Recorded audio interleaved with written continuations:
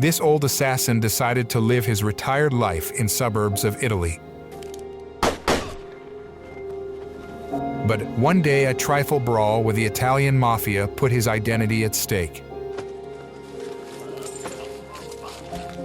When arrogant Mafia decided to kill, and he not only fought back for his life, but decided to destroy their arrogance. Welcome back to Paramount Recaps. I don't have many subscribers, but your single comment is a ray of hope to motivate me.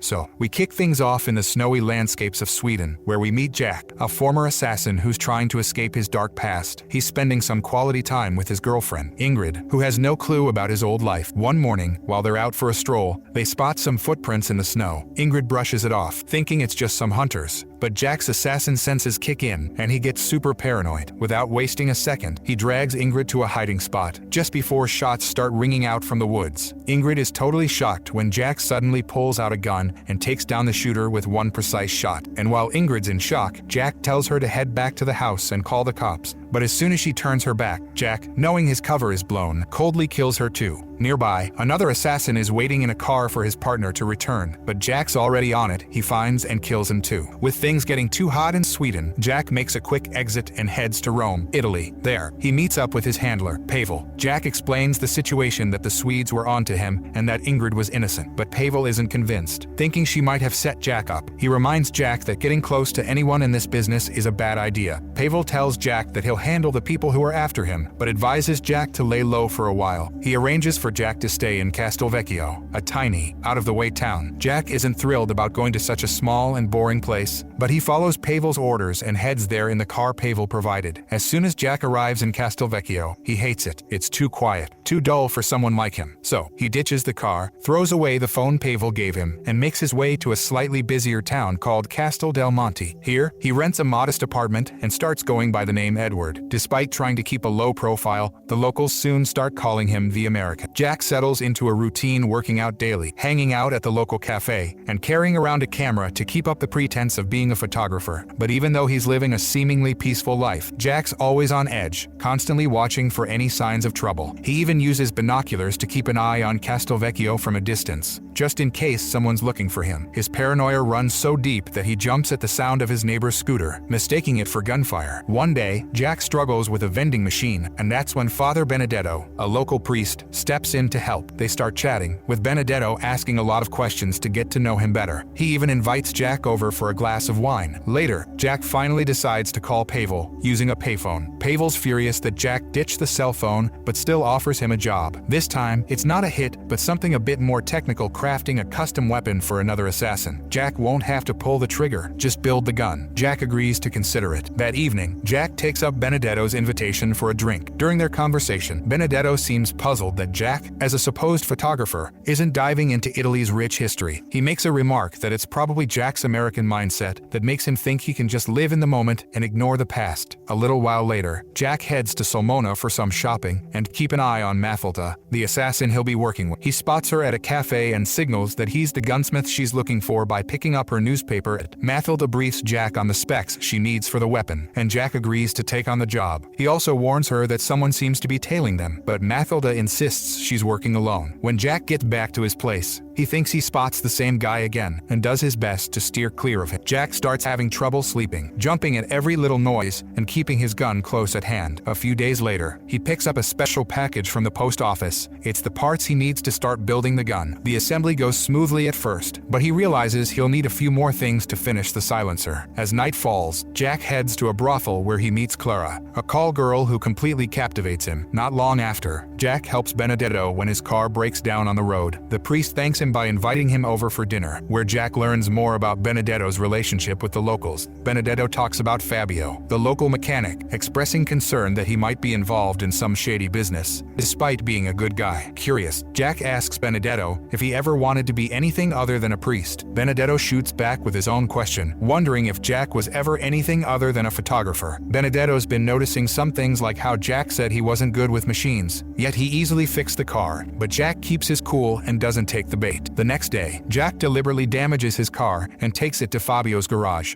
At first, Fabio's reluctant to help a stranger, but he changes his mind when Jack mentions he's friends with Benedetto. Jack chats with Fabio about his hobby cars and asks if he can get some parts to fix a broken drive shaft. Fabio agrees to help out, even offering the parts for free. While searching for the pieces he needs to complete the silencer, Jack notices that Fabio has the same photograph that Benedetto had shown him. On his way home, Jack spots Clara heading to church, and they share a flirtatious glance. Back at his apartment, Jack gets to work on the weapon again, successfully finishing the silencer by the end of the night. The next day, Jack takes the rifle to the woods for a test run, making sure it works perfectly. Afterward, he returns to the brothel to celebrate, but when he finds out Clara isn't working, he decides to leave rather than pick someone else. That evening, Jack's at a cafe when he notices the same guy who's been following him is still around. The clerk hands Jack an envelope left for him, and inside, he finds a newspaper clipping about the bodies he left behind in Sweden. Feeling the heat, Jack takes a different route back to his apartment, keeping his gun close as he prepares for bed. Not long after, Jack heads to the train station to meet Mathilda, who's now sporting a different wig to keep a low profile. He drives her to a secluded spot in the forest, a place he's confident only he knows about. But Mathilda, ever cautious, insists on checking the area for footprints or tire tracks before they get down to business. Jack then lays out a picnic blanket to cover their tracks in case the cops come snooping later. He shows Mathilda the rifle he's made, and she expertly assembles it, requesting special rounds made with mercury. She's brought her own target to test the rifle, and after confirming it works flawlessly, she asks Jack to shoot at some nearby flowers. Jack's surprised that she trusts him enough to shoot so close to her, but he nails the shot, impressing Mathilda with the silencer's effectiveness since she can't tell where the shot came from. Pleased with his work, Mathilda asks for a few final adjustments and arranges to pay the first half of the money. Setting the delivery date for the first of the next month, Jack finishes a deadly job. As he and Mathilda wind down, a butterfly lands on her, and Jack shares some butterfly facts, earning the nickname Mr. Butterfly. Mathilda teases him about bringing other women there, which he denies. Later, Jack visits Clara at a brothel, where she also calls him Mr. Butterfly because of his tattoo. She senses something is bothering him, but Jack dismisses it, saying she doesn't need to pretend with him. He tips her generously, admitting he doesn't see anyone else. While working on the rifle and mercury bullets, Jack takes breaks at a cafe. One day, he bumps into Clara, who is headed to the movies with a friend. She hints she's free on Wednesday, and Jack suggests meeting at their usual spot, but Clara playfully pushes him to say where that is. Instead, she suggests a restaurant. After Clara leaves, Jack reads a newspaper article about call girls being killed, which unsettles him. That night, he realizes the man tailing him is now following him. Jack ditches his shoes, hides, plans to take out the man, but his neighbor's arrival on a scooter startles the man, who shoots the driver and flees. Jack grabs the scooter and gives chase, eventually causing the man's car to crash. He finishes the job and calls Pavel, who tells him to stay and complete his assignment, but Jack is frustrated by the situation. Haunted by guilt over killing Ingrid, Jack can't sleep and takes an early morning walk, running into Benedetto, who speaks about sinners and hints at Jack's past sin. Jack brushes it off, even mentioning that he knows Fabio is Benedetto's secret son. Benedetto admits his mistake, but points out that he at least has someone in his life. Unlike Jack, that evening, Jack meets Clara